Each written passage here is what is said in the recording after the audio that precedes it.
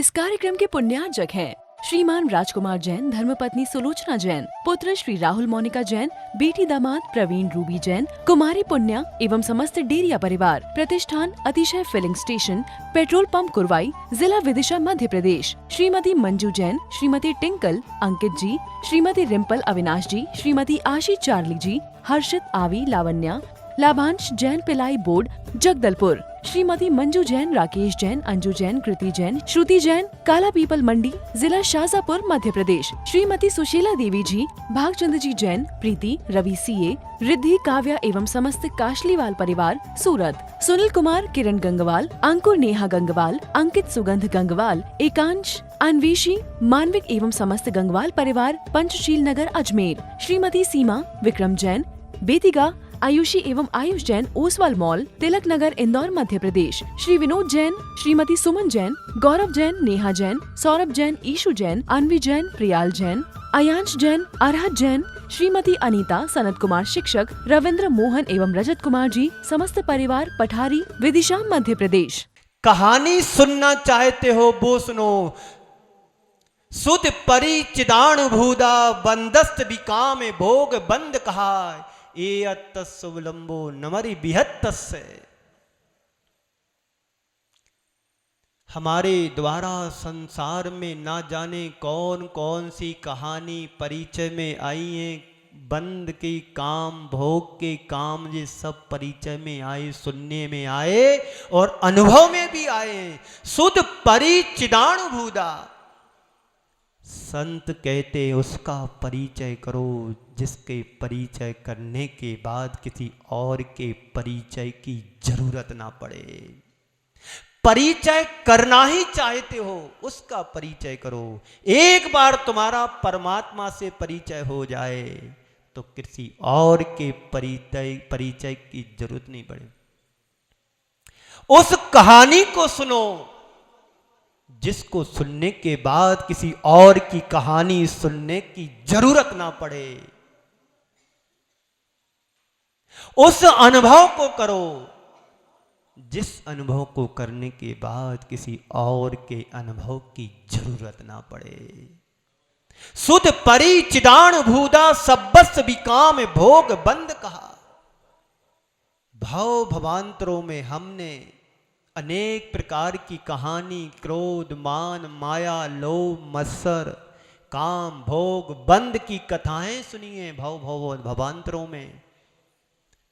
और आज तक हम सब वही करते चले आ रहे हैं। एक बार एक शिक्षक ने कुत्ते पर लेख लिखने के लिए बच्चों को आदेश दिया। सुन रहे हो ना? माँ साहब बैठे यहाँ पर। एक माँ साहब नहीं आए, चले गए। वो आए तो थे सुबह। एक बार शिक्षक ने बच्चों के लिए कुत्ते पर लेख लिखने के लिए कहा। कुत्ता समझते ना, अब आदमी कम, कुत्ते ज्यादा मिलते घरों में। माता पिता को तो भेज देते हैं कहाँ, वृद्ध आश्रम में, वो कुत्तों को पाल लेते हैं।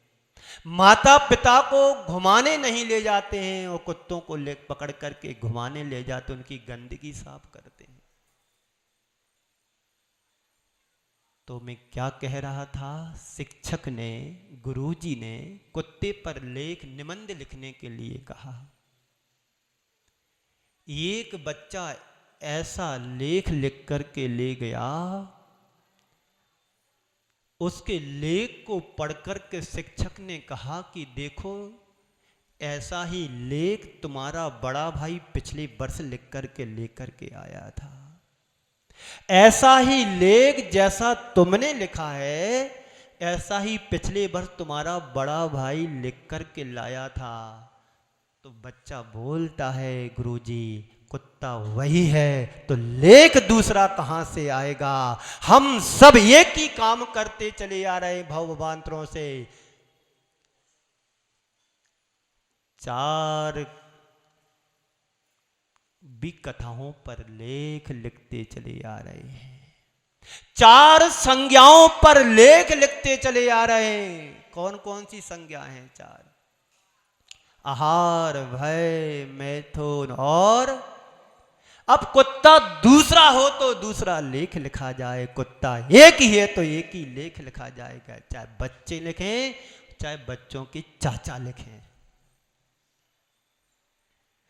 पर धर्म तुम्हें वो शिक्षा और प्रेरणा देता है कि कुत्ते को बदलो और मानसिकता को सुधारने का प्रयास करो।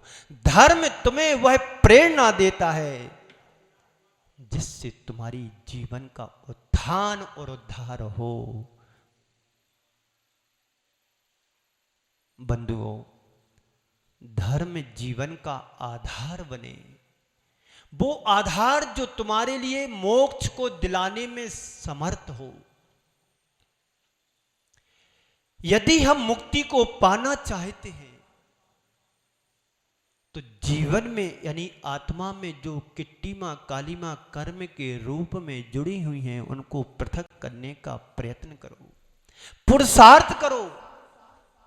और जब तक तुम्हारा पुरुषार्थ सही दिशा में अपेक्षित नहीं होगा, तुम कितना भी पुरुषार्थ कर लेना, जीवन का कभी उद्धार होने वाला नहीं है।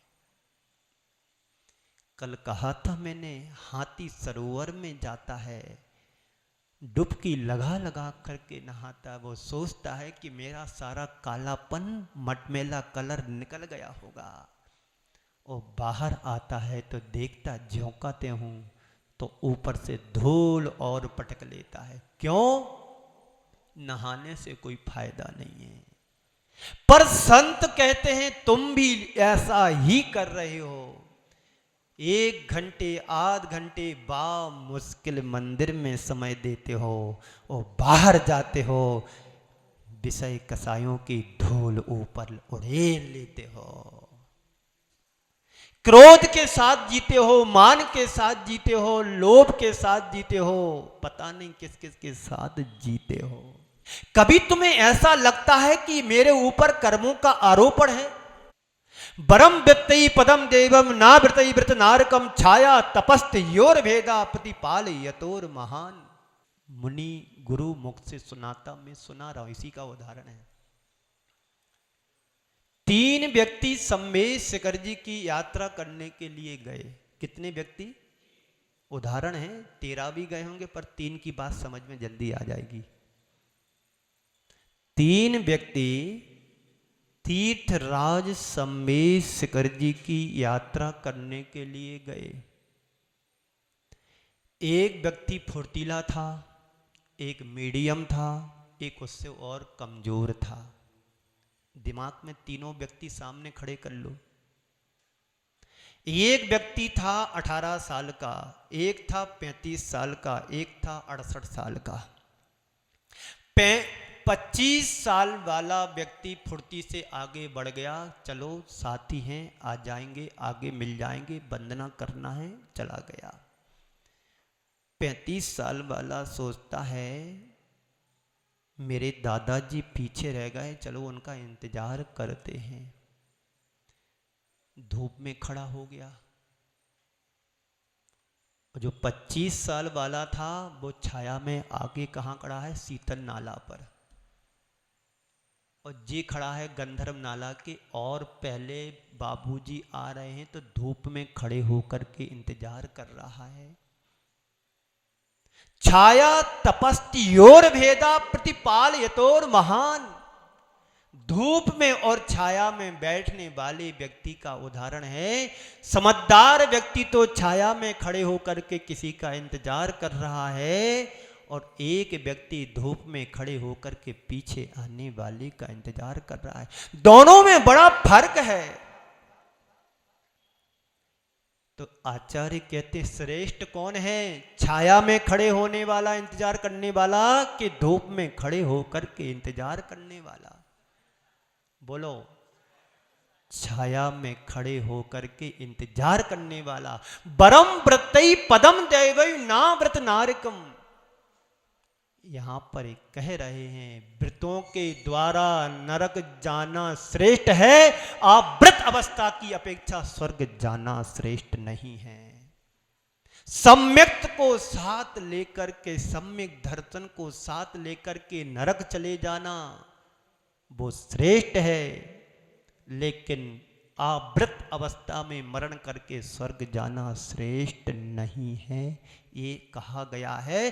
जिस प्रकार से छाया में खड़े होकर के इंतजार करने वाला श्रेष्ठ है धूप में खड़े होने की अपेक्षा।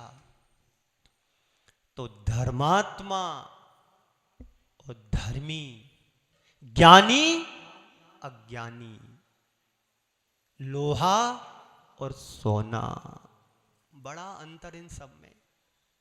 अज्ञानी लोहे की तरह होता है, ज्ञानी सोने की तरह होता है। धर्मात्मा सोने की तरह होता है, धर्मी लोहे की तरह होता है।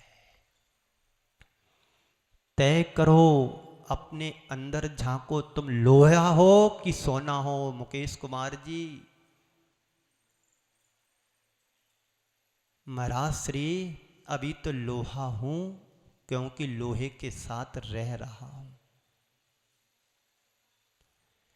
लोहा नहीं सोना बनो, अज्ञानी नहीं ज्ञानी बनो। जिंदगी का बहुभाग निकल गया हमारा। लोहे की संगति में पानी भी पिटता है।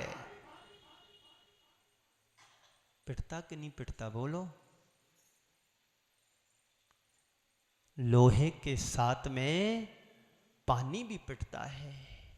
क्यों? संगति लोहे की कीगी।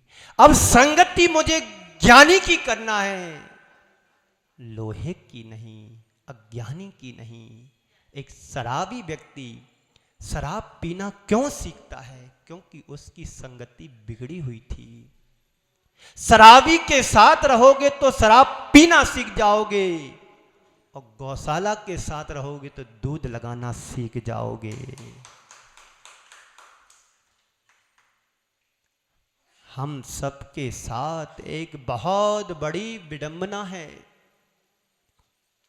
चाहते तो हैं सब अच्छा अच्छा, लेकिन बुरे का साथ छोड़ते नहीं हो। पाप फल फूल रहा है, पुण्य परेशान हो रहा है। सुन रहे हो ना?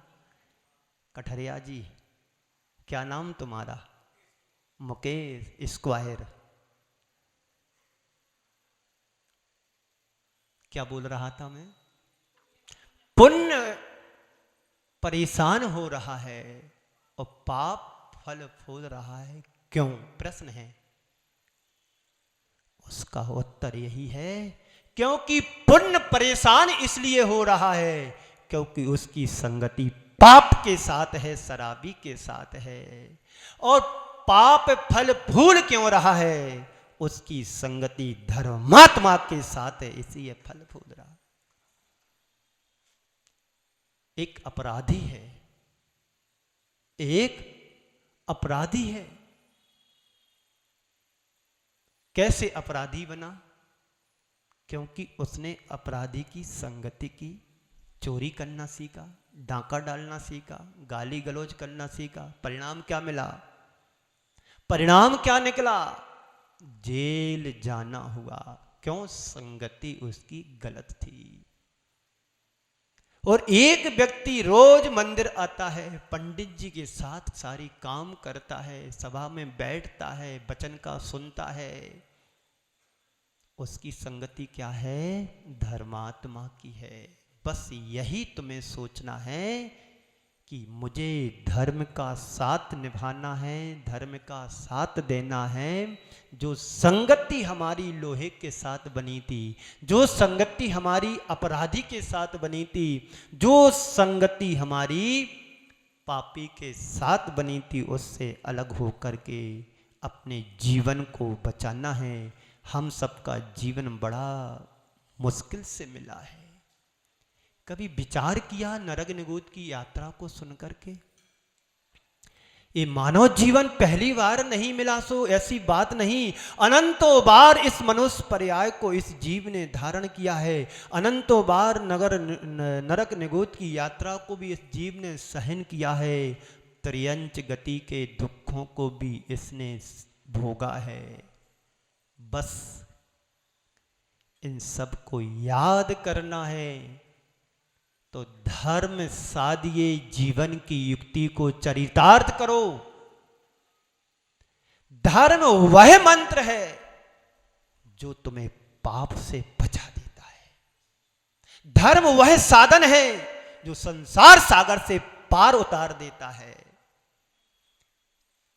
जब रामचंद्र जी गंगा से पार करना था तो खेवट को बुलाया। खेवट की नाव में बैठ करके रामचंद्र जी इस पार से गंगा से उस पार गए थे। जैसे ही इस पार से उस पार पहुंचे तो रामचंद्र जी ने सीता की तरफ दृष्टि डाली ही मात्र थी, सीता समझ गई कि कुछ उतराई देना है रघुनाथ को, कुछ उतराई देना है रघुनाथ को। तो तुरंत हाथ की मुद्रा को निकाल करके स्वामी के हाथ में दिया। स्वामी ने खेवट की ओर बढ़ाया। खेवट ने हाथ जोड़ लिया, स्वामी मुझे नहीं चाहिए, स्वामी मुझे नहीं चाहिए। और आज का खेवट सीता राम होते न अंगूठी मिलती न खेवट को देते। और खेवट तो तैयार है कि दो तो तुम कुछ तो दो।